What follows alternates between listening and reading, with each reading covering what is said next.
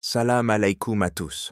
Aujourd'hui, nous allons vous raconter l'une des histoires les plus inspirantes de l'histoire. Dans un monde où les faibles sont réduits au silence et où l'injustice domine, certaines histoires traversent le temps pour nous rappeler des valeurs essentielles. Celle de Bilal ibn Rabah est l'une d'elles. Cet homme extraordinaire a défié l'oppression pour devenir un symbole de foi et de liberté. Qui était Bilal ibn Rabah? Découvrons ensemble son parcours incroyable. De l'Abyssinie à la Mecque, une vie de souffrance. Bilal ibn Rabah est l'une des figures les plus marquantes de l'histoire de l'islam. Né esclave en Abyssinie, il a grandi dans un monde rempli d'injustice et d'inégalités.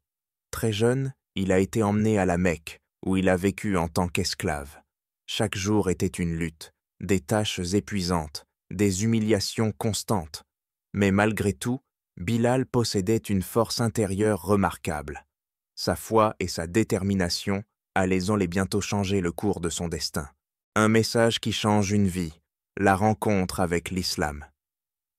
La vie de Bilal a pris un tournant décisif le jour où il a entendu le message du prophète Muhammad, sallallahu alayhi wa sallam.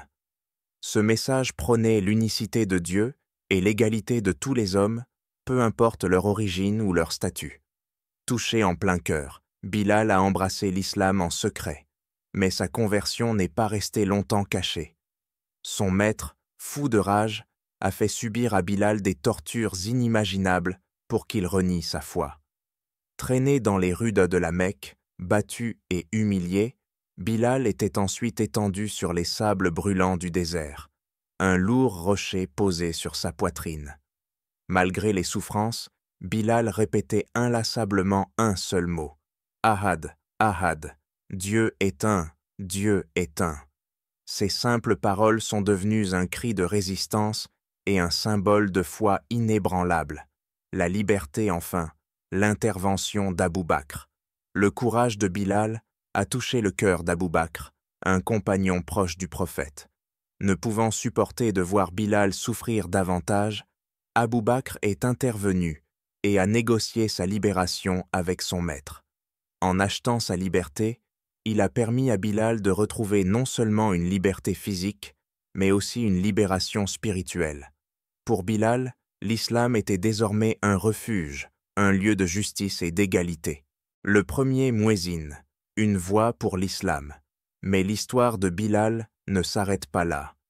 Quand les musulmans ont migré à Médine, Bilal a été choisi par le prophète Muhammad, sallallahu alayhi wa sallam, pour devenir le premier muezzin de l'histoire de l'islam.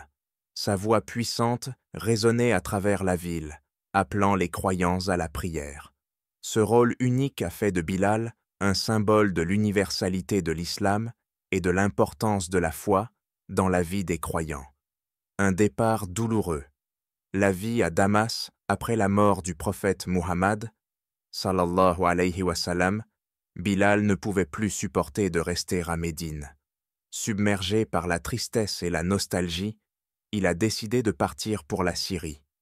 Là-bas, il a passé le reste de sa vie, inspirant les gens par sa foi, son courage et son humilité. Même loin de Médine, Bilal a continué à transmettre les valeurs de l'islam à travers son exemple. Un héritage intemporel, l'inspiration de Bilal. L'histoire de Bilal ibn Rabah est bien plus qu'un récit historique.